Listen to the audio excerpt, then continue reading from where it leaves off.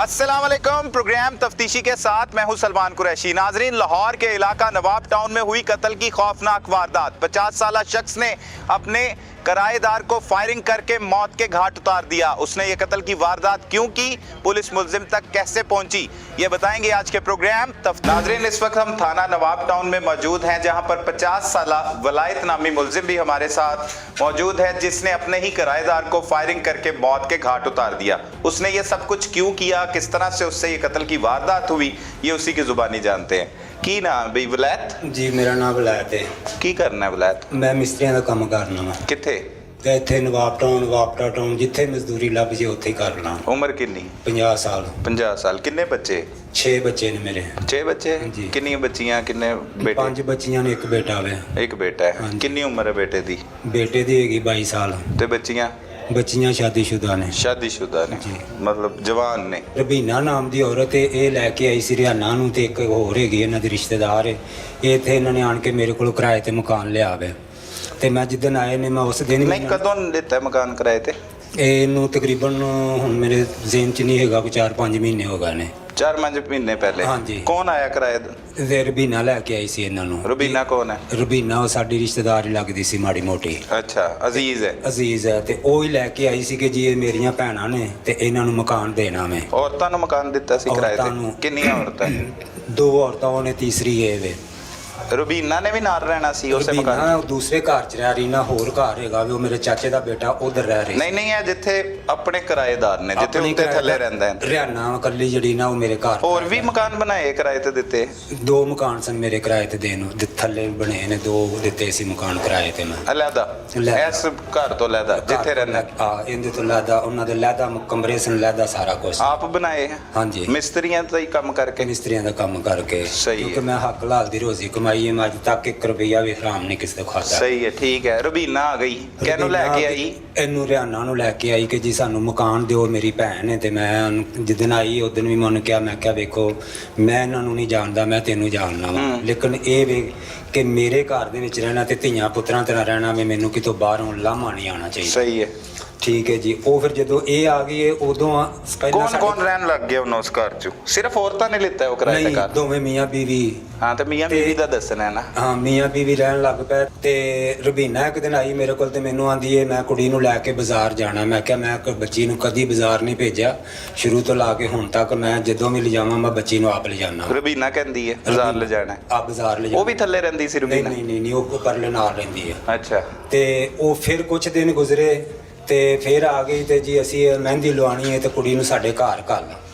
ਮੈਂ ਫਿਰ ਉਹਨੂੰ ਕਿਹਾ, ਮੈਂ ਕਿਹਾ ਰਬੀਨਾ ਮੈਂ ਤੈਨੂੰ ਉਸ ਦਿਨ ਵੀ ਕਿਹਾ ਸੀ ਕਿ ਮੈਂ ਬੇਟੀ ਆਪਣੀ ਨੂੰ ਕਿਸੇ ਦੇ ਘਰ ਨਹੀਂ ਜਾਣ ਦਿੰਦਾ।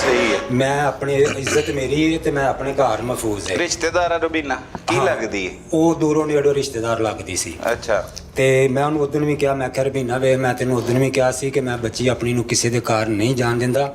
ਮੇਰੇ ਘਰ 'ਚ ਜੋ ਵੀ ਤੁਸੀਂ ਮਹਿੰਦੀ ਲਵਾਉਣੀ, ਠੀਕ ਹੈ, ਤੂੰ ਨਹੀਂ ਜਾਣ ਦਿੱਤਾ, ਠੀਕ ਹੈ, ਬੇਟੀ ਨਹੀਂ ਜਾਣ ਦਿੱਤੀ।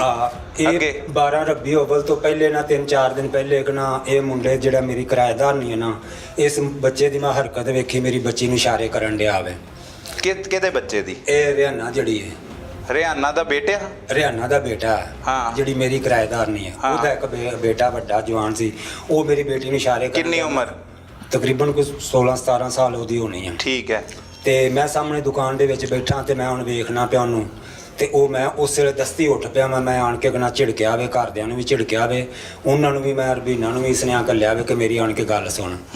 ਉਹ ਆਈ ਹੈ, ਮੈਂ ਉਹਨੂੰ ਕਿਹਾ, ਮੈਂ ਕਿਹਾ ਰਬੀਨਾ ਵੇਖ ਮੈਂ ਤੈਨੂੰ ਉਸ ਦਿਨ ਵੀ ਕਿਹਾ ਸੀ ਕਿ ਮੇਰੇ ਘਰ 'ਚ ਰਹਿਣਾ ਤੇ ਧੀਆਂ ਪੁੱਤਰਾਂ ਤਰ੍ਹਾਂ ਰਹਿਣਾ, ਤੇ ਹੁਣ ਤੇਰੇ ਬੱਚੇ ਨੇ ਇਹ ਉਹਦੇ ਦਿਮਾਗ 'ਚ ਫਤੂਰ ਹੈ ਤੇ ਲਿਹਾਜ਼ਾ ਇਹਨੂੰ ਜਾਂ ਮੇਰਾ ਮਕਾਨ ਛੱਡ ਤੇ ਜਾਂ ਜਿਹੜਾ ਨਾ ਇਸ ਨੂੰ ਫਾਲੋ ਕਰੋ ਤੇ ਇਸ ਨੂੰ ਖਤਮ ਕਰੋ। ਠੀਕ ਹੈ।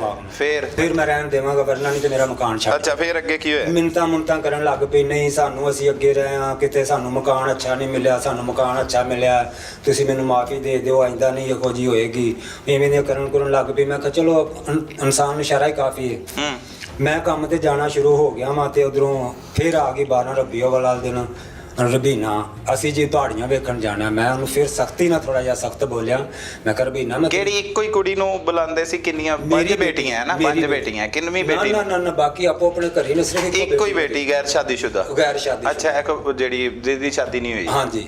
ਤੇ ਮੈਨੂੰ ਕਹਿੰਦੇ ਨਹੀਂ ਜੀ ਅਸੀਂ ਨਾ ਸਾਧੀਆਂ ਨੂੰ ਨਾਲ ਲੈ ਕੇ ਨਾ ਪਹਾੜੀਆਂ ਵੇਖਣ ਜਾਣਾ। ਮੈਂ ਕਿਹਾ ਮੈਂ ਰਬੀਨਾ ਤੈਨੂੰ ਅੱਗੇ ਵੀ ਦੋਰੀ ਸਖਤੀ ਨਾਲ ਕਿਹਾ ਵੇ ਕਿ ਮੈਂ ਆਪਣੀ ਬੱਚੀ ਨੂੰ ਨਹੀਂ ਜਾਣ ਦਿੰਦਾ, ਮੈਂ ਹਰ ਸਾਲ ਮੈਂ ਆਪਣੀ ਬੱਚੀ ਨੂੰ ਆਹ ਪਹਾੜੀਆਂ ਵਹਾ ਕੇ ਲਿਆਣਾ।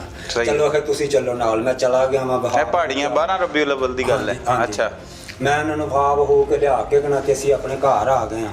ਮੁੜ ਕੇ ਇਹਨਾਂ ਨੇ ਉਹ ਬੱਚਾ ਤੇ ਕਿਧਰੇ ਰਹਿ ਗਿਆ, ਇਹਨਾਂ ਨੇ ਆਪ ਹੀ ਤਿੰਨੇ ਜਣੀਆਂ ਇਸ ਕੰਮ ਦੇ ਪਿੱਛੇ ਹੋ ਗਈਆਂ ਕਿ ਐਡਾ ਵੱਡਾ ਗੈਰਤਮੰਦ ਹੋਵੇ, ਇਹਦੀ ਗੈਰਤ ਹੁਣ ਜਿਹੜੀ ਇਹ ਲਿਜਾਣੀ ਆਪਾਂ ਇਹਦਾ ਮੂੰਹ ਕਾਲਾ ਕਰਨਾ ਹੀ ਕਰਨਾ। ਕੌਣ?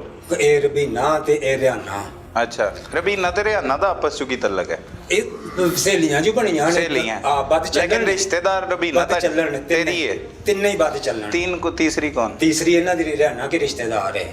ਜਿਹੜਾ ਮੁੰਡਾ ਮਰਿਆ ਨਾ ਇਹਦੇ ਭਰਾ ਦੀ ਉਹ ਸੱਸ ਹੈਗੀ ਹੈ। ਉਹਨੇ ਬੰਦਾ ਆਪਣਾ ਪਿਛਾ ਛੱਡਿਆ ਆਵੇ ਤੇ ਜਵਾਨ ਜਾਣ ਹੈ ਜੇ ਗੋਰੀ ਚਿੱਟੀ ਹੈ। ਰਿਆਨਾ ਦੀ ਭਰਾ ਦਿਓਰ ਦੀ ਸੱਸ ਹੈ। ਦਿਓਰ ਦੀ ਸੱਸ? ਉਹਦਾ ਕੀ ਨਾਂ ਹੈ? ਉਹਦਾ ਨਾਂ ਨਹੀਂ ਮੈਨੂੰ, ਮੈਂ ਕਦੀ ਉਹਨਾਂ ਨੂੰ ਮੂੰਹ ਹੀ ਨਹੀਂ ਸੀ ਕਦੀ ਲਾਇਆ ਹੈਗਾ, ਨਾ ਮੈਂ ਕਦੀ ਉਹਨਾਂ ਨੂੰ ਬੁਲਾਇਆ ਸੀ। ਮੈਨੂੰ ਪਤਾ ਨਾ ਵੱਧ ਚੱਲਣ, ਕਿਉਂਕਿ ਮੈਂ ਉਹਨਾਂ ਨੂੰ ਅੰਦਰ ਬਾਹਰ ਤੇ ਕਿਰਾਏ ਤੇ ਘਰ ਦੇ ਦਿੱਤਾ ਵੱਧ ਚੱਲਣ ਔਰਤਾਂ ਨੂੰ ਹੈ। ਸਿਰਫ ਲਿਆਣਾ ਮੇਰੇ ਘਰ ਰਹਿੰਦੀ ਸੀ, ਬਾਕੀ ਨਹੀਂ। ਬਾਕੀ ਇੱਕ ਹੋਰ ਗਲੀ 'ਚ ਰਹਿੰਦੀ ਸੀ, ਇਹ ਹੋਰ ਗਲੀ 'ਚ ਰਹਿੰਦੀ ਸੀ। ਅੱਛਾ, ਹੋਰ ਗਲੀ ਹੈ। ਲੇਕਿਨ ਕੀ ਕਿ ਇਹਨਾਂ ਦੀ ਮੀਟਿੰਗ ਇਕੱਠੀ ਸੀ ਸਾਰਿਆਂ ਦੀ। ਠੀਕ ਹੈ, ਸਹੇਲੀਆਂ ਸੀ। ਖੀਰੇ ਇਹਨਾਂ ਨੇ ਜੀ ਮੈਨੂੰ ਚੰਦ ਦਿਨਾਂ ਦੇ ਵਿੱਚ ਇਹਨਾਂ ਨੇ ਜੀ ਕੁੜੀ ਨੂੰ ਜ਼ਬਰਦਸਤੀ ਲੈ ਗਈਆਂ। ਨਹੀਂ ਜ਼ਬਰਦਸਤੀ ਕਹਿੰਦੇ ਲੈ ਗਈਆਂ? ਜ਼ਬਰਦਸਤੀ ਘਰੋਂ ਇਹਨਾਂ ਨੇ ਅਗਵਾ ਕੀਤਾ ਕਹਿੰਦੇ। ਉਹਨੂੰ ਕਹਿੰਦੀਆਂ ਨੇ ਕਿ ਜੇ ਆ ਤੈਨੂੰ ਅਸੀਂ ਨਾ ਸੜਕ ਤੇ ਥੋੜਾ ਜਿਹਾ ਸਮਾਨ ਪਿਆ ਹੋਵੇ ਤੇ ਉਹ ਆਪਾਂ ਚੁੱਕ ਲਿਆਈਏ। ਉੱਥੋਂ ਇਹਨੇ ਆਪਣੇ ਭਰਾ ਦੇ ਨਾਲ ਭਾਗ ਕੇ ਬਹਿਰੀਆ ਟਾਊਨ ਭੇਜ ਦਿੱਤਾ ਆਪਣੇ ਭਰਾ ਦੇ ਨਾਲ। ਉਹ ਉੱਥੇ ਮੁਲਾਜ਼ਮ ਹੈਗਾ ਸੀ ਪੈਟਰੋਲ ਪੰਪ ਤੇ। ਤੇ ਇਹਦਾ ਕੀ ਮਤਲਬ ਹੋਇਆ? ਜ਼ਬਰਦਸਤੀ ਲੈ ਗਈਆਂ। ਇਹ ਤੇ ਮਤਲਬ ਬਿਠਾ ਕੇ ਭੇਜਣਾ ਹੋਰ ਤਰ੍ਹਾਂ ਹੁੰਦਾ ਹੈ ਕਿ ਬੋਰੇ ਚ ਪਾ ਲਿਆ, ਬੇਹੋਸ਼ ਕਰਤਾ ਉਹਨੂੰ। ਕਿਸ ਤਰ੍ਹਾਂ ਗਨ ਪੁਆਇੰਟ ਤੇ ਲੈ ਕੇ ਗਏ? ਘਰੋਂ ਤੇ ਬਹਾਨਾ ਮਾਰਿਆ ਨਾ ਚੀਜ਼ ਚੁੱਕ। ਮਤਲਬ ਬੱਚੀ ਵੀ ਮਰਜ਼ੀ ਸੀ ਉਹਦੀ ਵੀ? ਬੱਚੀ ਮੇਰੀ ਦੀ ਕੋਈ ਮਰਜ਼ੀ ਨਹੀਂ ਸੀ। ਅੱਛਾ ਨਾ, ਬੱਚੀ ਮੇਰੀ ਦੀ ਕੋਈ ਮਰਜ਼ੀ ਨਹੀਂ ਸੀ। ਬੱਚੀ ਮੈਨੂੰ ਬੱਤੀਆਂ ਦੰਦਾਂ ਚ ਕੁਝ ਵੀ ਕਹਿੰਦੀ ਸੀ ਮੈਂ ਲੈ ਕੇ ਦਿੰਦਾ। ਅੱਛਾ, ਉਹ ਕੀ ਕਹਿੰਦੀ ਸੀ ਬੱਚੀ? ਨਹੀਂ, ਇਹਦੇ ਵਿੱਚ ਕੋਈ 19-20 ਵੀ ਮੇਰੀ ਬੱਚੀ 'ਚ ਮੈਨੂੰ ਫਰਕ ਨਜ਼ਰ ਨਹੀਂ ਸੀ। ਉਹ ਨਹੀਂ, ਜਦੋਂ ਮੈਨੂੰ ਨਜ਼ਰ ਆਂਦਾ ਨਾ ਤੇ ਮੈਨੂੰ ਆਪੇ ਪਤਾ ਲੱਗ ਜਾਣਾ ਸੀ ਕਿ ਮੇਰੀ ਬੱਚੀ ਗਲਤ ਚੱਲ ਰਹੀ ਹੈ। ਲੇਕਿਨ ਮੇਰੀ ਬੱਚੀ 'ਚ ਐਸਾ ਕੋਈ ਗੁਨਾਹ ਨਹੀਂ ਸੀ। ਠੀਕ ਹੈ, ਅਗਵਾ ਹੋ ਗਈ ਬੱਚੀ। ਮਗਰ ਲਾ ਕੇ ਤੇ ਲੈ ਕਹਿੰਦੇ ਪਤਾ ਲੱਗਾ ਅਗਵਾ ਹੋ ਗਈ ਬੱਚੀ? ਕਹਿੰਦੇ ਪਤਾ ਲੱਗਾ ਅਗਵਾ ਹੋ ਗਈ? ਉਹ ਫਿਰ ਇੱਕ ਮੁੰਡਾ ਹੈਗਾ ਸੀ, ਉਹਨੇ ਦੱਸਿਆ, ਉਹਨੂੰ ਕਿਹਾ ਦੋਵੇਂ ਜੀ ਜਿਹੜਾ ਨਾ ਲੈ ਕੇ ਅੰਦਰ ਜਾ ਰਿਹਾ ਸੀ ਸੜਕ ਤੇ। ਪਹਿਲੇ ਘਰ ਵੇਖਿਆ ਬੱਚੀ ਨਹੀਂ ਨਜ਼ਰ ਆਈ ਹੈਗੀ? ਫਿਰ ਕੀ ਕੀਤਾ? ਕੰਮ ਤੋਂ ਮੈਨੂੰ ਇਹਨਾਂ ਨੇ ਫੋਨ ਕੀਤਾ। ਕਿੰਨੇ? ਮੇਰੇ ਬੇਟੇ ਨੇ। ਅੱਛਾ, ਕਿ ਸਾਦੀਆ ਨਹੀਂ ਲੱਭ ਰਹੀ ਹੈਗੀ ਤੇ ਅੱਬੂ ਜੀ ਘਰ ਆਵੋ। ਮੈਂ ਘਰ ਆਇਆ, ਮਾਣ ਕੇ ਪੁੱਛਿਆ, ਮੈਂ ਆਖਿਆ ਵੀ ਤੁਸੀਂ ਕਿਸੇ ਦੇ ਘਰ ਜਾਣਦਾ? ਉਹਨੇ ਆਖਿਆ ਕੋਈ ਨਹੀਂ। ਮੈਨੂੰ ਹੁਣ ਇੰਨਾ ਕੁ ਝਟਕਾ ਲੱਗਾ, ਮੈਂ ਬਿਮਾਰ ਹੋ ਗਿਆ, ਮੈਂ ਮੰਜੀ ਤੇ ਪੈ ਗਿਆ, ਇੰਨਾ ਬਿਮਾਰ ਹੋ ਗਿਆ ਨਾ ਕਿ ਮੈਨੂੰ ਕੋਲ ਉੱਠਣ ਦੀ ਜ਼ਰੂਰਤ ਨਾ ਰਹਿ ਗਈ। ਇਹ ਜਦੋਂ ਬੱਚੀ ਅਗਵਾ ਹੋਈ, ਬਿਮਾਰ ਹੋ ਗਿਆ? ਬੱਚੀ ਕਿੰਨੇ ਦਿਨ ਹੋ ਗਏ ਮਤਲਬ ਅਗਵਾ ਹੋ ਗਈ ਹੁਣ? ਨਹੀਂ ਉਸ ਦੇ ਉਦੋਂ ਦੀ ਗੱਲ ਪੁੱਛ ਰਿਹਾ। ਆਂਦੇ ਤੇ ਮੈਨੂੰ ਦੱਸਿਆ ਤੇ ਦੂਸਰੇ ਦਿਨ ਮੈਂ ਫਿਰ ਇੰਨਾ ਬਿਮਾਰ ਹੋ ਗਿਆ, ਮੈਂ ਮੰਜੀ ਤੇ ਹੋ ਗਿਆ। ਲੱਭਿਆ ਨਹੀਂ ਬੱਚੀ ਨੂੰ? ਨਹੀਂ ਲੱਭੀ। ਕਿਤੇ ਨਹੀਂ ਗਿਆ? ਪੁਲਿਸ ਨੂੰ ਬੁਲਾਇਆ? ਪਿਆਰ ਹੈ ਨਾ, ਫਿਰ ਮੈਂ ਮੰਜੀ ਤੇ। ਪੁਲਿਸ ਨੂੰ ਦੱਸਿਆ ਕਿ ਮੇਰੀ ਬੱਚੀ ਅਗਵਾ ਹੋ ਗਈ? ਫਿਰ ਜਦੋਂ ਸਰ ਮੈਨੂੰ ਥੋੜੀ ਜਿਹੀ ਹੋਸ਼ ਆਈ ਹੈ ਨਾ। ਹਾਂ, ਨਹੀਂ ਬੱਚੀ ਅਗਵਾ ਹੋ ਗਈ, ਹੋਸ਼ ਨਾਲ ਬੇਹੋਸ਼ ਵੀ ਹੋ ਜਾਏ ਤੇ ਦੂਸਰਾ ਕੋਈ ਤੇਰਾ ਬੇਟਾ ਐਪਲੀਕੇਸ਼ਨ ਦੇ ਸਕਦਾ ਹੈ, ਘਰ ਵਾਲਾ ਹੋਰ ਕੋਈ ਕਹਿ ਸਕਦਾ ਕਿ ਬੱਚੀ ਅਗਵਾ ਹੋ ਗਈ ਹੈ। ਸਰ ਉਹ ਤੁਹਾਡੀ ਗੱਲ ਠੀਕ ਹੈ, ਮੈਂ ਤਾਂ ਲੱਭਦਾ ਰਹਿਣਾ ਵਿੱਚ ਵੀ। ਹੁਣ ਮੈਨੂੰ ਕੋਈ ਪਤਾ ਲੱਗੇ ਤਾਂ ਮੈਂ ਕਿਸੇ ਦਾ ਨਾਂ ਲਵਾਂ। ਮੰਜੀ ਤੇ ਪਿਆ ਕਿ ਲੱਭਿਆ? ਮੈਨੂੰ ਪਤਾ ਹੀ ਨਹੀਂ ਹੈਗਾ ਕਿਸੇ ਦਾ ਵੀ ਕਿੱਧਰ ਗਈ। ਨਹੀਂ ਮੰਜੀ ਤੇ ਪਿਆ ਕਿ ਲੱਭਿਆ? ਮੈਂ ਤਾਂ ਪਹਿਲੇ ਵੀ ਪੁੱਛਿਆ। ਨਹੀਂ ਮੰਜੀ ਤੇ ਪਿਆ ਰਿਹਾ ਨਾ। ਕਿੰਨੇ ਦਿਨ ਮੈਂ ਗੌਰ ਕੇ ਕਰਦਾ ਰਿਹਾ, ਮਹੀਨਾ ਪੂਰਾ ਮੈਂ ਮੰਜੀ ਤੇ ਰਿਹਾ। ਪੂਰਾ ਮਹੀਨਾ ਬੱਚੀ ਗਵਾਚੀ ਰਹੀ ਤੇ ਪੁਲਿਸ ਨੂੰ ਦਰਖਾਸਤ ਨਹੀਂ ਦਿੱਤੀ? ਦਰਖਾਸਤ ਕੀ, ਮੇਰੇ ਕੋਲ ਹਿੱਲਣ ਦੀ ਜ਼ਰੂਰਤ ਨਹੀਂ, ਮੈਨੂੰ ਮੋਸ਼ਨ ਹੀ ਇੰਨੇ ਕੋਲ। 15 ਤੇ ਫੋਨ ਵੀ ਨਹੀਂ ਕੀਤਾ ਮੇਰੀ ਬੱਚੀ ਅਗਵਾ ਹੋ ਗਈ? ਪਹਿਲਾਂ ਪਤਾ ਤੇ ਲੱਗੇ ਕਿਤੇ ਨਾ ਵੀ ਗਈ ਕਿੱਧਰ ਹੈ, ਪਹਿਲਾਂ ਇਹ ਤਾਂ ਨਹੀਂ ਇਹ ਤੇ ਪੁਲਿਸ ਨੇ ਲੱਭਣਾ ਹੈ ਸਰ। ਮੈਂ ਇਹੋ ਹੀ ਤੇ ਉਹਨੇ ਲੱਭਣਾ ਹੈ ਨਾ ਜਿਹਨਾਂ ਦਾ ਕੰਮ ਹੈ। ਸਰ ਮੈਂ ਇਹੋ ਹੀ ਅਰਜ਼ ਕਰ ਰਿਹਾ ਨਾ ਕਿ ਮੈਂ ਉਹਨੂੰ ਉਮਾ ਕਿਵੇਂ ਮੂੰਹ ਕਾਲਾ ਬਰਾ। ਅੱਛਾ, ਮਹੀਨਾ ਜੀ ਬੁਖਾਰ ਹੋ ਗਿਆ। ਇਹ 12 ਰਬੀਉਲ ਅਵਲ ਦੇ ਦੌਰ ਚ ਬੱਚੀ ਅਗਵਾ ਹੋਈ ਹੈ? ਉਦੋਂ ਦੀ ਮਤਲਬ ਉਸ ਟਾਈਮ ਦੀ ਗੱਲ ਹੈ? 5 ਦਸੰਬਰ ਤੋਂ 4-5 ਦਿਨ ਪਹਿਲੇ, 5 ਦਸੰਬਰ ਤੋਂ ਮਤਲਬ 21 ਦਸੰਬਰ। ਪਹਿਲਾਂ ਤੇ ਜਿਹੜਾ ਹੈ ਨਾ 12 ਰਬੀਉਲ ਅਵਲ ਤੇ ਬਾਜ਼ਾਰ ਪਹਾੜੀਆਂ ਵੇਖਣ ਦਾ ਬਹਾਨਾ ਨਾਲ ਲਾਇਆ ਤੇ ਮੈਂ ਸਖਤੀ ਨਾਲ ਮਨਾ ਕੀਤਾ। ਲੇਕਿਨ ਉਹਨਾਂ ਨੇ ਜਿਹੜਾ ਨਾ ਮਤਲਬ ਇਹ ਇਸ ਚੀਜ਼ ਦਾ ਬੜਾ ਬੁਰਾ ਮਹਿਸੂਸ ਕਰ। 2 ਮਹੀਨੇ ਹੋ ਗਏ ਬੱਚੀ ਨੂੰ ਮਤਲਬ ਅਗਵਾ ਹੋਏ। ਇਸ ਦੌਰਾਨ ਰਿਆਨਾ ਕਿੱਥੇ ਹੈ? ਥੱਲੇ ਹੀ ਰਹਿ ਰਹੀ ਹੈ? ਨਹੀਂ, ਹੁਣ ਜਿਸ ਦਿਨ ਮੰਜੀ ਦੇ ਉੱਤੇ ਪਿਆ ਰਿਹਾ ਜਿੰਨੀ ਦੇ, ਉਹ ਥੱਲੇ ਹੀ ਰਹਿੰਦੀ ਰਹੀ ਹੈ? ਅੱਛਾ, ਉਹਨੂੰ ਦੱਸਿਆ ਮੇਰੀ ਬੱਚੀ ਅਗਵਾ ਹੋ ਗਈ? ਨਹੀਂ, ਮੈਂ ਕਿਸੇ ਨੂੰ ਨਹੀਂ ਦੱਸਿਆ। ਮੈਂ ਆਪਣੀਆਂ ਬੇਟੀਆਂ ਤੱਕ ਨਹੀਂ ਦੱਸਿਆ ਕਿ ਮੈਨੂੰ। ਤੇ ਕੀ ਕਿਹਾ? ਬੱਚੀ ਕੋਰਸ ਕਰਨ ਗਈ ਕਿੱਥੇ ਗਈ ਹੈ? ਮੈਂ ਉਹਨਾਂ ਨੂੰ ਕਿਸੇ ਨੂੰ ਵੀ ਬੱਚਿਆਂ ਨੂੰ ਕਿਹਾ ਕਿ ਹੁਣ ਇਹਦਾ ਪਤਾ ਪਹਿਲੋਂ ਕਰੀਏ ਵੀ ਲਗਾਈਏ ਕਿਉਂ ਇਹ ਆਪਣੀ ਮਰਜ਼ੀ ਨਾਲ ਗਈ ਹੈ ਜਾਂ ਕੋਈ ਇਹਨੂੰ ਲਗਿਆ। ਤੇ ਜੇ ਤੁਹਾਨੂੰ ਕੋਈ ਪੁੱਛੇ ਤੇ ਤੁਸੀਂ ਕਹਿਣਾ ਮਾਸੀਆਂ ਕੋਲ ਗਈ ਹੈ। ਅੱਛਾ, ਕਿ ਤਾਂ ਕਿ ਐਵੇਂ ਮੂੰਹ ਕਾਲਾ ਨਾ ਕਰਾਈ ਫਿਰੀਏ, ਪਹਿਲਾਂ ਪਤਾ ਤੇ ਕਰੀਏ ਨਾ ਵੀ ਸਾਨੂੰ ਲੱਗਿਆ ਕੀਤਾ ਕਿੰਨਾ ਸਾਡਾ। ਠੀਕ ਹੈ। ਉਹ ਕਰਦਿਆਂ ਨਾ ਤੇ ਮੈਂ ਇੱਕ ਦਿਨ ਨਾ ਅਚਾਨਕ ਹੀ ਬਾਜ਼ਾਰ ਦੇ ਵਿੱਚ ਮੈਂ ਬੈਠਾ ਵਾਂ ਤੇ ਇਹ ਦੋਵੇਂ ਜੀ ਆਏ ਨੇ, ਰਬੀਨਾ ਤੇ ਇਹਦਾ ਬੰਦਾ ਦੋਵੇਂ ਆਏ ਨੇ ਤੇ ਇਹ ਆਣ ਕੇ ਤੇ ਤਾਲਾ ਲਾ ਕੇ ਅੰਦਰ ਵੜ ਗਏ ਨੇ। ਤੇ ਮੈਂ ਵੀ ਜਿਹੜਾ ਨਾ ਐਵੇਂ ਅਚਾਨਕ ਉੱਠਿਆ, ਮੈਨੂੰ ਵੱਟ ਜਾ ਫਿਰਨ ਲੱਗ ਪਿਆ। ਮੈਂ ਵੀ ਉੱਠ ਕੇ ਆਇਆ ਘਰ, ਵਾਸ਼ਰੂਮ 'ਚ ਹੋ ਕੇ ਉਹਨਾਂ ਤੇ ਮੈਂ ਮੰਜੀ ਤੇ ਪੈ ਗਿਆ। ਤੇ ਇਹ ਆਪਣੇ ਮੀਆਂ ਨੂੰ ਕਹਿਣ ਲਈ ਹਰਿਆਣਾ ਕਿ ਮੈਨੂੰ ਬਾਹਰੋਂ ਦੁਕਾਨ ਤੋਂ ਮਸਾਲਾ ਲਿਆ ਦੇ ਹਾਂਡੀ ਦਾ। ਤੇ ਉਹ ਆਂਦਾ ਮੇਥੋਂ ਨਹੀਂ ਜਾਇਆ ਜਾਂਦਾ, ਆਪੇ ਜਾ ਕੇ ਲਾਇਆ। ਤੇ ਇਹ ਹਰਿਆਣਾ ਬੋਲੀ ਤੇ ਆਂਦੀ ਇਹ ਬਾਹਰ ਮਰਦੂਦ ਬੈਠਾ ਹੋਵੇ, ਮੈਂ ਨਹੀਂ ਜਾਣਾ। ਜਦੋਂ ਉਹਨੇ ਮਰਦੂਦ ਦਾ ਨਾਂ ਲਿਆ ਨਾ, ਮੈਨੂੰ ਉਸ ਵੇਲੇ ਫਟ, ਮੈਂ ਕਿਹਾ ਚੋਰ ਤੇ ਮੇਰੀ ਐਬ ਹੈ। ਅੱਛਾ, ਉਦੋਂ ਸਮਝ ਆਈ ਹੈ ਕਿ ਅਸਲ ਮੁਲਜ਼ਮ ਥੱਲੇ ਨੇ, ਅਸਲ ਮੁਲਜ਼ਮ ਐਬ ਹੈ। ਅੱਛਾ, ਮਹੀਨਾ ਡੇਢ ਮਹੀਨਾ ਸਮਝ ਹੀ ਨਹੀਂ ਆਈ, ਸਮਝ ਕੋਈ ਨਹੀਂ ਆਈ ਮੈਨੂੰ, ਕਿਉਂਕਿ ਲੈ ਜੋ ਤੇ ਉਹ ਇਸ਼ਾਰੇ ਅਸ਼ੂਰੇ ਜਿਹੜੇ ਪਹਿਲੇ ਵੇਖੇ ਸੀ, ਉਹ ਜਿਹੜੀ ਸਟੋਰੀ ਸੁਣਾਈ, ਉਹ ਤਾਂ ਮੁੰਡਾ ਉੱਥੇ ਹੀ ਹੈ ਨਾ। ਅਗਰ ਉਹ ਮੁੰਡਾ ਗਾਇਬ ਹੁੰਦਾ ਤੇ ਫਿਰ ਤਾਂ ਮੈਂ ਮੰਨਦਾ ਨਾ ਕਿ ਲੈ ਉਹ ਮੁੰਡਾ ਉੱਥੇ ਹੀ ਸੀ। ਉਹ ਮੁੰਡਾ ਉੱਥੇ ਹੀ ਹੈ। ਠੀਕ ਹੈ।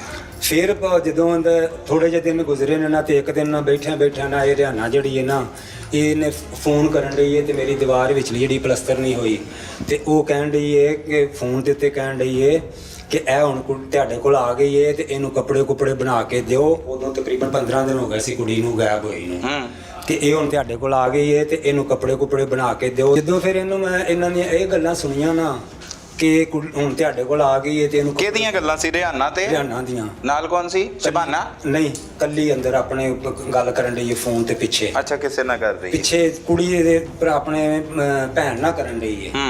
ਜਦੋਂ ਇਹ ਇੱਥੋਂ ਲੈ ਕੇ ਬਾਹਾਂ ਗਏ ਨਾ ਪਿਛਾਂ ਪਾਕਪਤਨ, ਉਦੋਂ ਉਹ ਉਹਨਾਂ ਨਾਲ ਫੋਨ ਤੇ ਗੱਲ ਕਰਨ ਲਈ। ਪਤਾ ਲੱਗ ਗਿਆ ਸੀ ਪਾਕਪਤਨ ਲੈ ਗਏ ਕੁੜੀ ਨੂੰ ਇਸ ਟਾਈਮ, ਜਿਸ ਦੇ ਨਾਲ ਗੱਲ ਸੁਣ ਰਹੇ ਸੀ ਫੋਨ ਸੁਣ ਰਿਹਾ ਸੀ ਉਦੋਂ, ਕਿਉਂਕਿ ਨਾਂ ਲੈ ਰਹੀ ਸੀ ਨਾ ਵਿੱਚ। ਕੀ ਨਾਂ ਲੈ ਰਹੀ ਸੀ? ਕਿ ਹੁਣ ਇਹ ਤੁਹਾਡੇ ਕੋਲ ਆ ਗਈ ਹੈ ਤੇ ਇਹਨੂੰ ਜਿਹੜਾ ਨਾ ਹੁਣ ਫਰਾਓ ਤੇ ਇਹਨੂੰ ਕੱਪੜੇ ਬਣਾ ਕੇ ਦਿਓ, ਕਿਉਂਕਿ ਕੁੜੀ ਘਰੋਂ ਇੱਕ ਐਡੀ ਲੀਰ ਵੀ ਨਹੀਂ ਲੈ ਕੇ ਗਈ, ਸਿਰਫ ਸਿਰ ਦਾ ਦੁਪੱਟਾ ਕੱਲਾ ਲੈ ਕੇ ਗਈ, ਬੁਰਖਾ ਤੱਕ ਵੀ ਨਹੀਂ ਲੈ ਕੇ ਗਈ, ਕਿਉਂਕਿ ਉਹਨਾਂ ਨੇ ਕਿਹਾ ਵੀ ਇੱਥੋਂ ਆਪਾਂ ਸਮਾਨ ਚੁੱਕ ਕੇ ਸੜਕ ਤੇ ਲਗਾਉਣੇ ਆ। ਅੱਛਾ, ਹਰਿਆਣਾ ਫੋਨ ਕਰ ਰਹੀ ਹੈ ਕਿਸੇ ਨੂੰ, ਹੋ ਗਿਆ ਫੋਨ, ਸੁਣ ਲਿਆ, ਫਿਰ ਅੱਗੇ ਉੱਥੇ ਫਿਰ ਮੈਨੂੰ ਪੱਕ ਹੋ ਗਿਆ ਤੇ ਮੈਂ ਕਿਹਾ ਵੀ ਮੇਰੀਆਂ ਬਾਹੀਂ ਤੇ ਇਹ ਲੈ ਗਏ ਨੇ ਤੇ ਮੇਰੇ ਘਰ 'ਚ ਬਹਿ ਕੇ ਤੇ ਮੇਰਾ ਹੀ ਮੂੰਹ ਕਾਲਾ ਕਰ ਦਿੱਤਾ ਇਹਨਾਂ ਨੇ। ਤੇ ਇਹਨਾਂ ਨੇ ਤੇ ਉਹ ਗੁੱਸਾ ਕੱਢਿਆ ਕਿ ਜਿਹੜਾ ਮੈਂ ਧੀ ਨੂੰ ਬਾਹਰ ਨਹੀਂ ਸੀ ਨਿਕਲਣ ਦਿੰਦਾ, ਇਹ ਤਾਂ ਜ਼ਬਰਦਸਤੀ ਮੇਰੀ ਧੀ ਨੂੰ ਲੈ ਗਏ ਨੇ। ਮੇਰੀ ਧੀ ਦੀ ਤੇ ਜਰਾ ਜਿੰਨੀ ਵੀ ਮਰਜ਼ੀ ਨਹੀਂ ਹੈਗੀ। ਇਸ ਟਾਈਮ ਤੁਸੀਂ ਪਾਕਪਤਨ ਆਪਣੇ ਸਾਲੇ ਨਾਲ ਨਿਕਾਹ ਕਰਕੇ ਬਿਠਾਇਆ ਹੋਵੇ। ਉਹਨੇ ਮੈਨੂੰ ਅੱਗੋਂ ਇੱਕ ਗਾਲ ਕੱਢੀ ਹੈ। ਇੱਕ ਗਾਲ ਕੱਢਣ ਦੇ ਵਿੱਚ ਫਿਰ ਮੈਂ ਉਹਨੂੰ ਸ਼ੂਟ ਕਰ ਦਿੱਤੀ। ਉਹ ਤੇ ਤੂੰ ਪਲੈਨਿੰਗ ਕਰਕੇ ਸ਼ੂਟ ਕੀਤੀ ਹੈ ਨਾ, ਅਚਾਨਕ ਥੋੜੀ ਸ਼ੂਟ ਕਰਤੀ ਹੈ। ਪਿਸਤੌਲ ਕਿੱਥੋਂ ਆਇਆ ਤੇਰੇ ਕੋਲ? ਮਿਸਤਰੀ ਕੋ ਪਿਸਤੌਲ ਦਾ ਕੀ ਕੰਮ? ਮੈਂ ਆਪ ਮਰਨ ਲੱਗਾ ਸੀ ਪਹਿਲੇ, ਮੈਂ ਆਪ ਖੁਦਕੁਸ਼ੀ ਕਰਨ ਲੱਗਾ। ਇਹ ਕਿੰਨੇ ਰੋਕਿਆ ਖੁਦਕੁਸ਼ੀ ਤੋਂ? ਮੇਰੇ ਆਪਣੇ ਦਿਮਾਗ ਨੇ ਕਿ ਖੁਦਕੁਸ਼ੀ ਮਜ਼ਹਬ 'ਚ ਹਰਾਮ ਹੈ, ਦੋਜ਼ਖ ਨੂੰ ਨਹੀਂ ਜਾਣਾ, ਲੇਕਿਨ ਇਹਨਾਂ ਨੂੰ ਨਸੀਹਤ ਦੇ ਦੇ ਕਿ ਕਿਸੇ ਦੀ ਅਗਾਂਹ ਧੀ ਭੈਣ ਨਾਲ ਯਾੜਨ। ਤੇ ਮਜ਼ਹਬ ਦੇ ਵਿੱਚ ਕਤਲ ਜਾਇਜ਼ ਹੈ? ਜਨਾਬ ਕਹਿੰਦੇ ਨੇ ਕਿ ਬੇਟੀ ਨੂੰ ਜ਼ਬਰਦਸਤੀ ਅਗਵਾ ਕੀਤਾ ਗਿਆ ਤੇ ਜ਼ਬਰਦਸਤੀ ਆਪਣੀ ਬੇਟੀ ਕਿਤੇ ਅਗਵਾ ਹੋਈ ਤੇ ਇੱਕ ਪਿਓ ਤੇ ਅਸਮਾਨ ਤੇ ਸਿਰ ਚੁੱਕ ਲੈਂਦਾ ਕਿ ਉਹ ਆਪਣੀ ਬੱਚੀ ਨੂੰ ਮੈਂ ਵਾਪਸ ਲੈ ਕੇ ਆਵਾਂ। ਕਿਉਂਕਿ ਮੇਰੇ ਬਰਾਦਰੀ ਅੱਗੇ ਵੀ ਮੇਰੇ ਤੇ ਥੋੜੀ ਜਿਹੀ ਸਿਰ ਚੜਦੀ ਹੈ ਨਾ, ਤੇ ਮੈਂ ਇਸ ਤੋਂ ਫਿਰ ਕਿਸੇ ਦੇ ਨਾਂ ਨਹੀਂ ਲਿਆਗਾ ਕਿ ਮੇਰਾ ਤੇ ਇਹਨਾਂ ਨੇ ਹੁਣ ਛਿੱਬੀਆਂ ਨਾਲ ਮੂੰਹ ਭੰਨ ਦੇਣਾ ਵੇ ਤੇ ਇਹਨਾਂ ਨੇ ਕਹਿਣਾ ਤੂੰ ਵੱਡਾ ਮਾਲਕ ਬਣਿਆ ਫਿਰਨਾ ਤੇ ਤੇਰੀ ਕਿਰਾਏਦਾਰ ਧੀ ਕੱਢ ਕੇ ਲੈ ਗਏ ਨੇ, ਤੇ ਮੈਂ ਨਾ ਉਧਰ ਜੋਗਾ ਨਾ ਮੈਂ ਉਧਰ ਜੋਗਾ। ਨਹੀਂ, ਜਦੋਂ ਉਹਦੀ ਇਨਵੋਲਵਮੈਂਟ ਨਹੀਂ ਹੈ ਬੱਚੀ ਦੀ ਤੇ ਫੇਰ ਕਿਹੜਾ ਮਸਲਾ ਹੈ? ਤੇ ਉਹ ਹੀ ਲੈ ਗਿਆ ਨਾ ਫਿਰ। ਤੇ ਫੇਰ ਕਿਹੜੀ ਨੱਕ ਕੱਟਦੀ ਹੈ? ਅਗਰ ਕੋਈ ਜ਼ਬਰਦਸਤੀ ਅਗਵਾ ਕਿਸੇ ਨੂੰ ਕਰਕੇ ਲੈ ਗਿਆ, ਉਹਦੇ ਚ ਬੱਚੀ ਦਾ ਕੀ ਕਸੂਰ ਹੈ ਜਾਂ ਨੱਕ ਕੱਟਣ ਦਾ ਕੀ ਕਸੂਰ ਹੈ? ਲੋਕਾਂ ਨੇ ਤੇ ਇਹੀ ਕਹਿਣਾ ਨਾ ਕਿ ਵੀ ਕੱਢ ਕੇ ਕਿਰਾਏਦਾਰ ਲੈ ਗਏ, ਘਰ 'ਚ ਹੀ ਬਹਿ ਕੇ ਤੇ ਕਿਰਾਏਦਾਰ ਕੱਢ ਕੇ ਲੈ ਗਏ। ਅੱਛਾ, ਕੀ ਪਤਾ ਲੱਗਾ ਉਸ ਫੋਨ ਤੋਂ ਬਾਅਦ? ਕੀ ਆਈਡੀਆ ਹੋਇਆ ਕੌਣ ਲੈ ਗਿਆ? ਉਹ ਬੱਚਾ ਤੇ ਨਹੀਂ ਜਿਹੜਾ ਇਸ਼ਾਰੇ ਕਰਦਾ ਸੀ, ਹਰਿਆਣਾ ਦਾ ਪੁੱਤਰ ਤੇ ਨਹੀਂ ਗਾ, ਕੌਣ ਲੈ ਗਿਆ? ਹਰਿਆਣਾ ਨੇ ਆਪਣੇ ਭਰਾ ਨਾਲ ਸ਼ਾਦੀ ਕੀਤੀ, ਉਹ ਤੁਹਾਡੀ ਉਮਰ ਤੋਂ ਵੀ ਜ਼ਿਆਦਾ ਹੈ, ਕਾਫੀ ਵਡੇਰਾ ਬੰਦਾ ਵੇ, ਅੱਧ ਖੜ ਜਿਹੜਾ ਨਾ, ਮਤਲਬ ਕਿ ਅੱਧ ਤੋਂ ਥੋੜਾ ਜਿਹਾ ਨੀਚੇ ਹੀ ਲਾ ਲਵੋ, ਸਹੀ ਤਕਰੀਬਨ 40 ਸਾਲ ਉਮਰ ਉਹਦੀ ਹੋਵੇਗੀ। ਅੱਛਾ, ਸ਼ਾਦੀ ਕਰਤੀ। ਫਿਰ ਉਹਦੇ ਨਾਲ ਇਹਨਾਂ ਨੇ ਨਿਕਾਹ ਕਰਕੇ ਜਦੋਂ ਉੱਥੇ ਜਾ ਕੇ ਇਹਨਾਂ ਨਿਕਾਹ ਕੀਤਾ, ਫਿਰ ਇੱਕ ਦਿਨ ਇਹਨਾਂ ਦਾ ਮਾਮਾ ਆਇਆ ਵੇ। ਕਿੰਜ ਪਤਾ ਲੱਗਾ ਕਿ ਹਰਿਆਣਾ ਨੇ ਫੋਨ ਕਿਹਨੂੰ ਆ ਰਹੇ? ਫੋਨ ਹਰਿਆਣਾ ਨੂੰ। ਤੇ ਹਰਿਆਣਾ ਦੇ ਫੋਨ 'ਚ ਵੜ ਕੇ ਸੁਣ ਰਹੇ ਹੋ ਫੋਨ? ਇਸ ਤਰ੍ਹਾਂ ਸਾਡੀ ਦੁਆਰ ਪਲਸਤਰ ਹੋਣ ਵਾਲੀ ਹੈ ਤੇ ਆਵਾਜ਼ ਅੰਦਰ ਬਾਹਰ ਜਾਂਦੀ ਹੈ। ਅੱਛਾ, ਲਾਊਡ ਸਪੀਕਰ ਖੋਲ ਕੇ ਕਰਦੀ ਸੀ ਫੋਨ? ਨਹੀਂ, ਫੋਨ ਤੇ ਜਿਵੇਂ ਗੱਲ ਕਰ ਰਹੇ ਆ ਤੇ ਮੇਰੀ ਗੱਲ ਤੇ ਸਨੀਚਣੀ ਹੈ ਨਾ ਬਾਹਰ, ਤੇ ਉਹ ਹੁਣ ਉਹਨੂੰ ਕਹਿਣ ਡਈ ਹੈ ਕਿ ਫਲਾਣਾ ਮਾਮਾ ਆਇਆ ਸੀ ਤੇ ਉਹ ਸ਼ਹਿਰ ਦੀ ਨੂੰਹ ਵੇਖਣ ਆਇਆ, ਤੇ ਉਹ ਉਹਨੂੰ ਆਂਦੀ ਪਈ ਵੀ ਤੂੰ ਆ ਕੁੜੀ ਆ, ਤੂੰ ਅਗਾਂ ਜਾ, ਤੂੰ ਨੋ ਵੇਖਦੇ ਅਗਾ ਹੋ, ਤੂੰ ਇਹ ਨਾ ਪੁੱਛ ਵੀ ਕਿਵੇਂ ਆਈ ਤੇ ਕਿਉਂ। ਤੇ ਉਦੋਂ ਹਰਿਆਣਾ ਕੋ ਚਲੇ ਜਾਣਾ ਸੀ, ਜਾ ਕੇ ਕਹਿਣਾ ਸੀ ਕਿ ਮੇਰੀ ਧੀ ਕਿੱਥੇ ਹੈ, ਤੂੰ ਗੱਲ ਕਰ ਰਹੀ ਹੈ ਫੋਨ ਤੇ, ਮੇਰੀ ਧੀ ਨਾਲ ਮੈਨੂੰ ਮਿਲਵਾ ਜਾਂ ਲੈ ਕੇ ਆ ਜਾਂ ਮੈਂ ਤੈਨੂੰ ਫੜਵਾ ਦੇਣਾ। ਫਿਰ ਮੇਰੇ ਨਾਲ ਇਹਨਾਂ ਵੱਧ ਕਲਾਮੀਆਂ ਕਰਨ ਲੱਗ ਪਏ ਨੇ, ਮੇਰੇ ਨਾਲ ਅੱਗੋਂ ਅੱਖਾਂ ਕੱਢਣ ਲੱਗ ਪਏ ਨੇ। ਮੈਂ ਇੱਕ ਦੋ ਵਾਰੀ ਆਖਿਆ, ਮੈਂ ਆਖਿਆ ਵੀ ਇਸ ਹਿਸਾਬ ਨਾਲ ਮੇਰੇ ਕੋਲ ਸ਼ਾਇਦ ਕੋਈ ਨਹੀਂ, ਮੈਂ ਗਰੀਬ ਬੰਦਾ ਵਾਂ, ਮੇਰੇ ਕੋਲ ਕਿੱਥੋਂ ਐਡੀ ਦੂਰ ਉਪੜਿਆ ਜਾਣਾ ਤੇ ਕਿਵੇਂ ਮੈਂ ਲਿਆ ਸਕਣਾ ਮੈਂ, ਤੇ ਮੇਰਾ ਤੇ ਮੂੰਹ ਹੀ ਕਾਲਾ ਨਾ ਕਰਨਾ। ਕਤਲ ਕਦੋਂ ਕੀਤਾ ਹੈ? ਕਤਲ ਤੇ ਆ 5 ਤਰੀਕ ਨੂੰ ਕੀਤਾ। ਕਿਹਨੂੰ ਕੀਤਾ ਹੈ ਕਤਲ? ਉਹ ਇਹਦੇ ਹਰਿਆਣਾ ਦੇ ਬੰਦੇ ਨੂੰ। ਕਿਉਂ ਕੀਤਾ? ਉਹਦੇ ਹਰਿਆਣਾ ਦੇ ਬੰਦੇ ਨੂੰ ਕਤਲ ਕਿਉਂ ਕੀਤਾ ਹੈ? ਕਿ ਇਹ ਦੋਵੇਂ ਲੈ ਕੇ ਗਏ ਨੇ ਮੇਰੀ ਧੀ ਨੂੰ। ਹਾਂ, ਤੇ ਜਿਹੜਾ ਲੈ ਕੇ ਗਿਆ ਉਹਨੂੰ ਕੁਝ ਨਹੀਂ ਕਿਹਾ? ਉਹ ਤਾਂ ਫਿਰ ਹੁਣ ਦੂਰ ਸੀ ਨਾ, ਉਹਦੇ ਤੇ ਮੈਂ ਤਕਰਮ ਆਪੜ ਹੀ ਨਹੀਂ ਹੋ ਸਕਦਾ। ਕਿੰਜ ਕਤਲ ਕੀਤਾ ਉਹਨੂੰ? ਉਹ ਵਕੂਆ ਸੁਣਾਣਾ ਹੈ ਫਿਰ ਸਾਰਾ। ਮੈਂ ਗਿਆ ਘਰ ਉਹਨਾਂ ਦੇ, ਉਦੋਂ ਮੇਰਾ ਆਖਰੀ ਟਾਈਮ ਕੀ ਗੱਲ ਹੋਈ? ਸਭ ਤੋਂ ਪਹਿਲਾਂ ਮੇਰਾ ਉਦੋਂ ਇਹ ਮਾਈਂਡ ਇਹ ਸੀ ਕਿ ਮੈਂ ਆਪਣੇ ਆਪ ਨੂੰ ਮਾਰ ਲਾਂ, ਲੇਕਿਨ ਫਿਰ ਮੈਂ ਸੋਚਿਆ ਕਿ ਮਜ਼ਹਬ ਦੇ ਵਿੱਚ ਹਰਾਮ ਹੈ ਤੇ ਦੋਜ਼ਖ ਨਹੀਂ ਜਾਣਾ, ਲੇਕਿਨ ਇਹਨਾਂ ਨੂੰ ਨਸੀਹਤ ਦੇ ਦੇ ਕਿ ਅਗਾਂ ਕਿਸੇ ਦੀ ਧੀ ਭੈਣ ਨਾ ਯਾੜਨ। ਫਿਰ ਮੈਂ ਗਿਆ, ਮੈਂ ਜਾ ਕੇ ਤੇ ਇਹਨਾਂ ਨੂੰ ਮੈਂ ਪੁੱਛਿਆ, ਮੈਂ ਕਿਹਾ ਹਾਂ ਵੀ ਅੱਜ ਸਾਦੀਆ ਵਾਲੀ ਗੱਲ ਕਰੋ, ਸਾਦੀਆ ਕਿੱਥੇ ਆ? ਅੱਛਾ, ਪਹਿਲੇ ਵੀ ਪੁੱਛ ਚੁੱਕਾ ਸੀ ਉਹਨਾਂ ਕੋਲ? ਨਹੀਂ, ਮੈਂ ਪਹਿਲੇ ਕੋਈ ਪਹਿਲੀ ਵਾਰੀ ਗਿਆ ਪਹਿਲੀ ਵਾਰ ਜ਼ਿੰਦਗੀ ਚ? ਮੈਂ ਜਾ ਕੇ, ਕਿਉਂਕਿ ਮੈਂ ਪੂਰੇ ਸਬੂਤ ਲੱਭਦਾ ਰਿਹਾ। ਅੱਛਾ, ਸਬੂਤ ਫੋਨਾਂ ਦੇ ਉੱਤੇ ਹੀ ਲੱਭੇ? ਲੱਭ ਗਿਆ ਸਾਰਾ, ਪਲਸਤਰ ਦੀਵਾਰ ਦੇ ਵਿੱਚ ਸਾਰਾ ਪੁੱਛਦੇ ਆ, ਫਿਰ ਸਾਰਾ ਪਤਾ ਕੀਤਾ ਵੇ। ਤੇ ਫਿਰ ਇਹਨੇ ਮੈਨੂੰ ਜਦੋਂ ਗਿਆ ਮੈਂ ਜਾ ਕੇ ਤੇ ਪੁੱਛਿਆ, ਕਿਹਦੇ ਨਾਲ ਗੱਲ ਕੀਤੀ? ਹਰਿਆਣਾ ਤੇ ਇਹਦਾ ਮੀਆਂ ਦੋਵੇਂ ਸੰਕਾਰ। ਕੀ ਨਾਮ ਹੈ ਮੀਆਂ ਦਾ? ਉਹਦਾ ਨਾਂ ਹੈਗਾ ਵੇ ਮੀਰ ਰਮਜ਼ਾ। ਮੀਰ ਰਮਜ਼ਾ, ਹਾਂਜੀ। ਅੱਛਾ। ਤੇ ਇਹਨਾਂ ਨੂੰ ਮੈਂ ਜਦੋਂ ਪੁੱਛਿਆ ਧੀ ਦਾ, ਤੇ ਇਹ ਮੀਆਂ ਜੀ ਮੇਰੇ ਕੋਲ ਗੱਲ ਪੈ ਗਏ ਨੇ, ਉਹਨੇ ਆਖਿਆ ਸਾਨੂੰ ਕੀ ਪਤਾ ਹੋਵੇ, ਅਸੀਂ ਤੇਰੀ ਧੀ ਲਈ ਫਿਰਨੇ ਆ। ਮੈਂ ਕਿਹਾ ਮੇਰੀ ਸੁਣ ਗੱਲ, ਮੈਨੂੰ ਇਹ ਨਾ ਕਹਿ, ਮੈਂ ਤੇਰੇ ਉਦੋਂ ਦੇ 2 ਮਹੀਨੇ ਹੋ ਗਏ ਨੇ, ਮੈਂ ਤੇਰੇ ਸਾਰਾ ਇੱਕ ਇੱਕ ਸਬੂਤ ਲੱਭ ਕੇ ਮੈਂ ਤੇਰੇ ਤੱਕ ਆਇਆ। ਐਵੇਂ ਨਹੀਂ ਆਇਆ ਕਿ ਜੇ ਤੂੰ ਕਵੇਂ ਨਾ ਕਿ ਮੈਂ ਮੇਰਾ ਸ਼ੱਕ ਸ਼ੁਕ ਵਾਲੀ ਕੋਈ ਗੱਲ ਨਹੀਂ ਹੈਗੀ। ਤੇ ਤੂੰ ਮੈਨੂੰ ਦੱਸ, ਤੂੰ ਆਪਣੇ ਭਰਾ ਨਾਲ ਨਿਕਾਹ ਕਰਕੇ ਤੇ ਮੈਨੂੰ ਆਨੀ ਪਈ ਸਾਨੂੰ ਕੀ ਪਤਾ ਹੋਵੇ? ਮਕਤੂਲ ਉਹ ਆਂਦਾ ਵੇ ਕਿ ਤੂੰ ਜਾ ਕੇ ਆਪਣਾ ਕੰਮ ਕਰ। ਅੱਛਾ, ਕਿ ਤੂੰ ਸਾਨੂੰ ਕੀ ਪਤਾ ਹੋਵੇ ਜਾ ਕੇ ਆਪਣੀ ਧੀ ਲੱਭ ਕਿੱਥੇ ਹੈਗੀ, ਤੂੰ ਸਾਨੂੰ ਐਵੇਂ। ਮੈਂ ਕਿਹਾ ਯਾਰ ਮੈਂ ਤੈਨੂੰ ਕਹਿਣ ਡਿਆ ਨਾ ਕਿ ਮੈਂ ਸਾਰੇ ਸਬੂਤ ਲੱਭ ਕੇ ਆਇਆ ਵਾਂ, ਤੇ ਇਸ ਟਾਈਮ ਤੁਸੀਂ ਪਾਕ ਪਤਨ ਆਪਣੇ ਸਾਲੇ ਨਾਲ ਨਿਕਾਹ ਕਰਕੇ ਬਿਠਾਇਆ ਹੋਵੇ। ਉਹਨੇ ਮੈਨੂੰ ਅੱਗੋਂ ਇੱਕ ਗਾਲ ਕੱਢੀ ਹੈ, ਇੱਕ ਗਾਲ ਕੱਢਣ ਦੇ ਵਿੱਚ ਫਿਰ ਮੈਂ ਉਹਨੂੰ ਸ਼ੂਟ ਕਰ ਦਿੱਤੀ। ਉਹ ਤੇ ਤੂੰ ਪਲੈਨਿੰਗ ਕਰਕੇ ਸ਼ੂਟ ਕੀਤੀ ਹੈ ਨਾ, ਅਚਾਨਕ ਥੋੜੀ ਸ਼ੂਟ ਕਰਤੀ ਹੈ।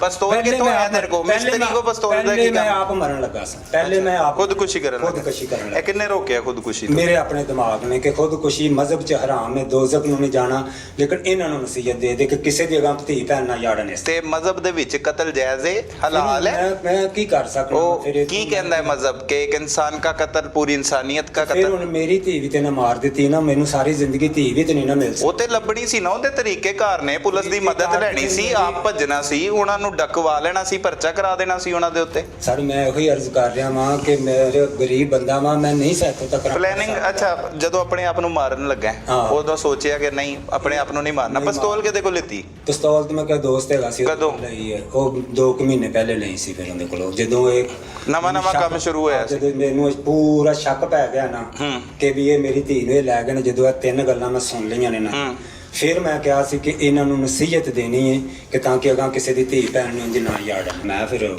ਫਾਇਰਿੰਗ ਕਰ ਦਿੱਤੀ। ਅੱਛਾ, ਕਿਹਦੇ ਵੱਲ ਫਾਇਰ ਕੀਤਾ? ਫਾਇਰ ਪਹਿਲਾਂ ਆਂਦੇ ਤੇ ਮੀਰ ਰਮਜ਼ਾ ਤੇ ਕੀਤਾ। ਫਿਰ ਉਹ ਇੱਕ ਰਾ ਡਿੱਗਿਆ ਤੇ ਉੱਠ ਕੇ ਤੇ ਬਾਹਰ ਨੂੰ ਭੱਜ ਵਗਾ।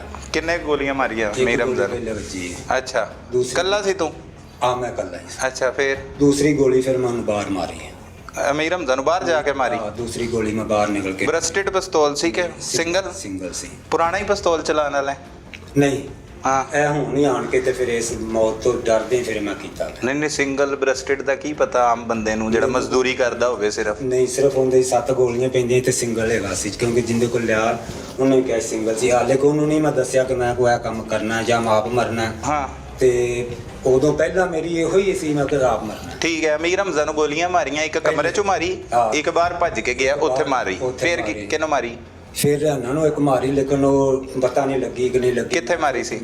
ਕੋਈ ਪਤਾ ਨਹੀਂ ਲੱਗਾ। ਸਿੱਧੀ ਉਹਨੂੰ ਮਾਰੀ ਸੀ? ਕੋਈ ਪਤਾ ਨਹੀਂ ਲੱਗਾ ਕਿੱਥੇ ਲੱਗੀ ਕਿੱਥੇ ਨਹੀਂ। ਅੱਛਾ, ਫਿਰ ਕੀ ਕੀਤਾ? ਉੱਥੋਂ ਮੈਂ ਖੌਫਜ਼ਦਾ ਹੋ ਕੇ ਤੇ ਫਿਰ ਮੈਂ ਪਿਸਟਲ ਰੱਖ ਕੇ ਤੇ ਮੈਂ ਫਿਰ ਜਿਹੜਾ ਨਾ ਨਿਕਲ ਗਿਆ ਜੰਗਲ ਨੂੰ। ਬੇਟਾ ਕਿੱਥੇ ਸੀ ਜਦੋਂ ਕਤਲ ਕੀਤਾ? ਉਦੋਂ ਉਹਨਾਂ ਨੂੰ ਪਹਿਲੇ ਕੱਢ ਦਿੱਤਾ ਸੀ ਕਿ ਤੁਸੀਂ ਚਲੇ ਜਾਓ। ਕਿਹਨੂੰ ਕੱਢਿਆ ਸੀ? ਬੀਵੀ ਨੂੰ ਤੇ ਬੇਟੇ ਨੂੰ। ਕਿੱਥੇ ਕੱਢਤਾ ਸੀ? ਉਹ ਉਹਨਾਂ ਨੂੰ ਕਿਹਾ ਸੀ ਤੁਸੀਂ ਇਹ ਜਿਹੜਾ ਨਾ ਮਜ਼ਾਂਗ ਚਲੇ ਜਾਓ। ਕਿਸੇ ਘਰ?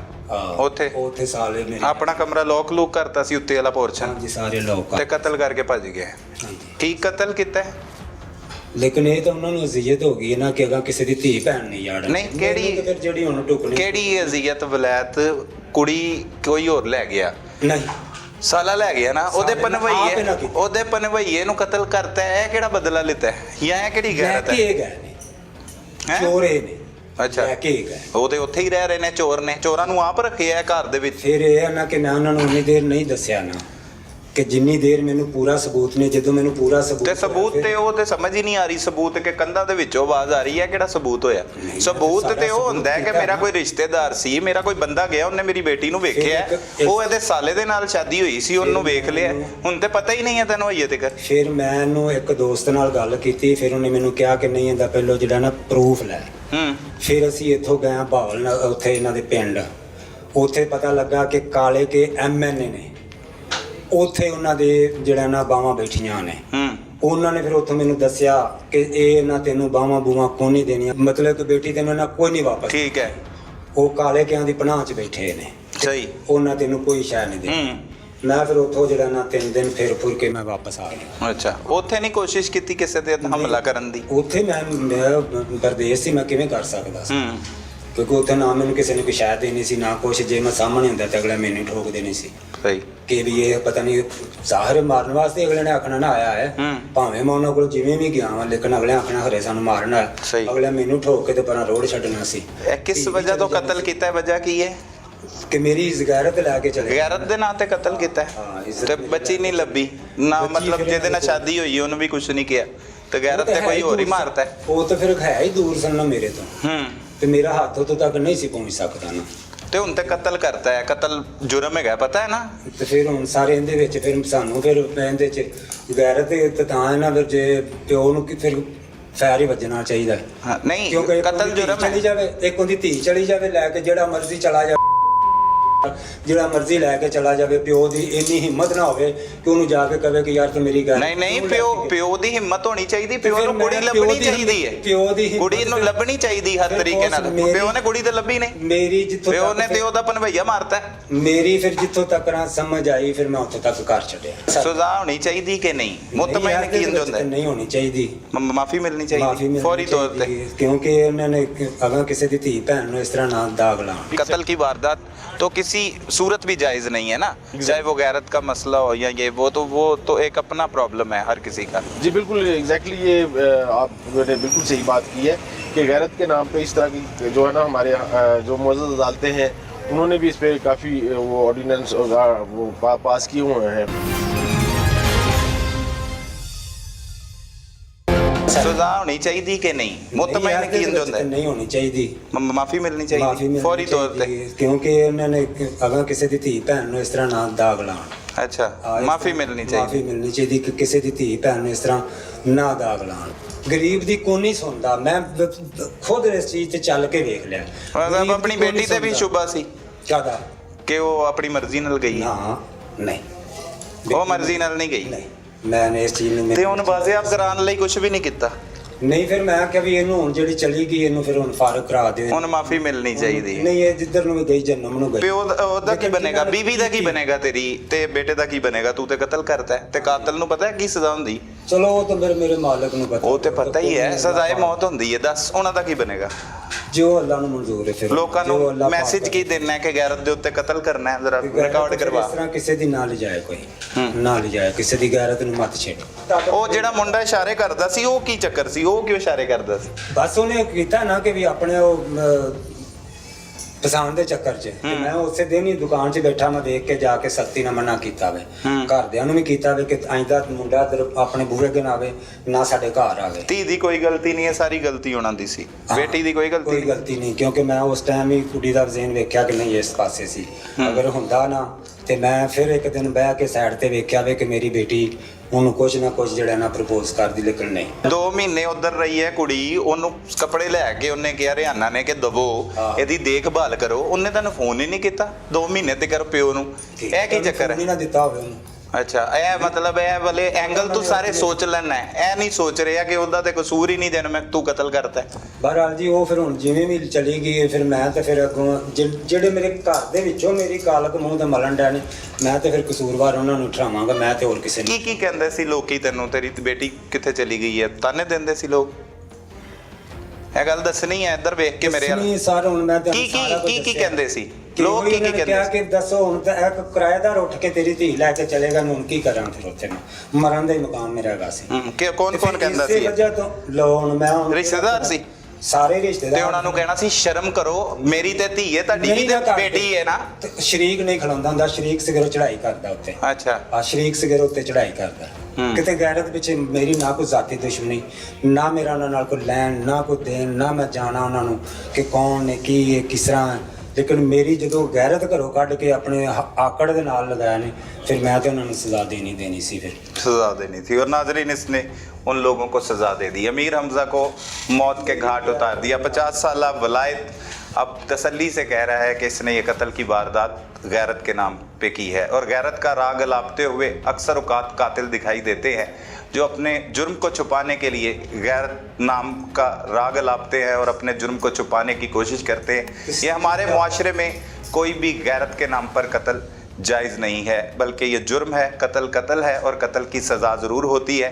मज़ीद इसमें हक़ाइक़ है क्या, तफ्तीश किस तरफ जा रही है, ये सब कुछ जानने के लिए हम रुख करते हैं इंचार्ज इन्वेस्टिगेशन थाना नवाब टाउन कमर साजिद की जानिब, और उन्हीं की ज़ुबानी जानते हैं कि असल में कहानी है क्या। नाज़रीन, इस वक्त हमारे साथ मौजूद हैं इंचार्ज इन्वेस्टिगेशन थाना नवाब टाउन कमर साजिद इंस्पेक्टर। उन्हीं की ज़ुबानी जानते हैं कि उन्होंने ये कातिल को किस तरह से गिरफ़्तार किया और वो कत्ल की वारदात करके कब से फ़रार था। बहुत शुक्रिया कमर साहब, आपने वक्त दिया। कमर साहब, ये बताइएगा, ये पहले तो ये कत्ल की वजूहात क्या है, किस तरह से आपने तफ्तीश का आगाज़ किया और कातिल तक किस तरह से पहुँचे? बिस्मिल्लाहिर्रहमानिर्रहीम। ये 5 फरवरी 2023 का वक़ूआ है।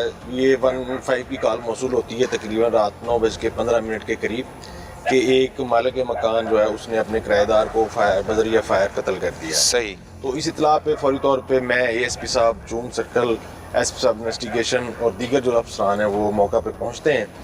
सबसे पहले मौका को जो है वो सेव किया जाता है, कॉर्डन ऑफ किया जाता है। उसके बाद PFSA की टीमें, फॉरेंसिक की टीमें, इन सबको जो है वो बुलवाया जाता है फौरी तौर पे। तो पता चलता है कि एक जो विलायत नामी शख्स है जो कि मालिक मकान था, वो उसने अपना किराएदार जो है अमीर हमज़ा, जिसकी उम्र कोई 33-34 साल थी। अच्छा। और जो विलायत है इसकी उम्र कोई 48-49 साल, 50 साल के करीब। तो इसने जो है ना वो 4-5 फायर मार के उसको कत्ल कर दिया है। सही। तफ्तीश है, उसमें ये बात सामने आई है कि जो इनकी वजह ना थी वो ये थी कि जो इसकी बेटी थी मालिक मकान की सिदरा नामी, सही, जिसकी उम्र जो है 17-18 साल के करीब थी, वो इसको शक था कि ये जो किराएदार है अमीर हमज़ा और इसकी जो बीवी है, उसने जो है ना इसको मिलके फ़रार करवाया है घर से। और पता ये चलता है कि 1 माह बाद जो है ना उसने कोई निकाह कर लिया है। ये जो मकतूल है इसने अपने साले के साथ उसका निकाह करवा दिया था। सही। तो इसने चूँकि पुलिस में कोई दरख्वास्त वगैरह नहीं दी थी, ना ही कोई इसने कोई FIR दर्ज करवाई थी अपनी लड़की की गुमशुदगी की या अगवा की बाबत, तो उससे तो पुलिस जो है ना लाइलम थी कि ये वक़ूआ हुआ है। जी।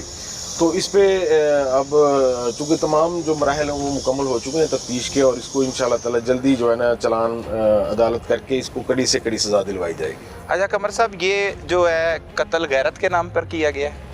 कहने को तो ये लगता है गैरत के नाम पे ही, क्योंकि मुल्जिम जो राग लाप रहा है वो गैरत का ही है कि उसने गैरत की वजह से ही कत्ल की वारदात की है।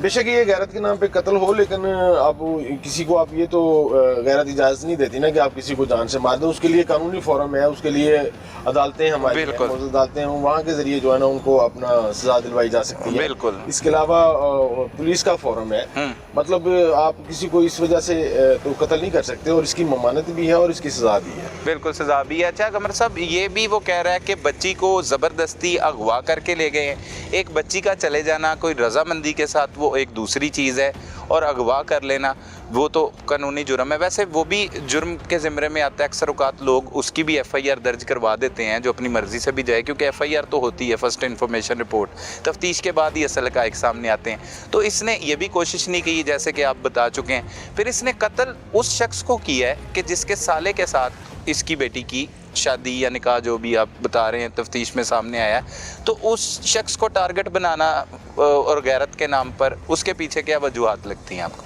जी देखें, आप ने बिल्कुल बड़ा एक इम्पोर्टेंट क्वेश्चन रेज़ किया है। इसमें अगर वो रजामंदी से गई है या ज़बरदस्ती गई, वो तो एक अलग इशू है। बिल्कुल। उसके हर एक के लिए एक अलग दफ़ा है, हर एक के लिए अलग जुर्म है, हर एक के लिए अलग उसकी सज़ा है। बिल्कुल। तो अगर इसने अब तक जो तफ्तीश है उसमें जो बात सामने आई, और मज़ीद जो हम इसका हर लिहाज से इंटरप्रिटेशन कर रहे हैं, तो सरेदस्त तो यही लगता है कि इसने जो है ना अब ये डिफेंस बनाया है, मारा इसने गलत बंदे को है मेरे ख्याल के मुताबिक। गलत बंदे से मुराद ये है कि उसने तो बज़ाहिर ना उसके खिलाफ अभी तक एविडेंस है बिल्कुल, और वो जो इसका जो साला है जिसके साथ इसका निकाह हुआ है, तो उसका अभी तक हमारे पास तो कोई रिटर्न कोई प्रूफ नहीं आया। इसकी बिना पे हम कह सकते हैं कि जी ये इसने सही बंदा मारा है। कत्ल की वारदात तो किसी सूरत भी जायज नहीं है ना, चाहे वो गैरत का मसला हो या ये वो तो एक अपना प्रॉब्लम है हर किसी का। जी बिल्कुल, एग्जैक्टली ये आपने बिल्कुल सही बात की है कि गैरत के नाम पे इस तरह की जो है ना हमारे जो मुअज़्ज़ज़ अदालतें हैं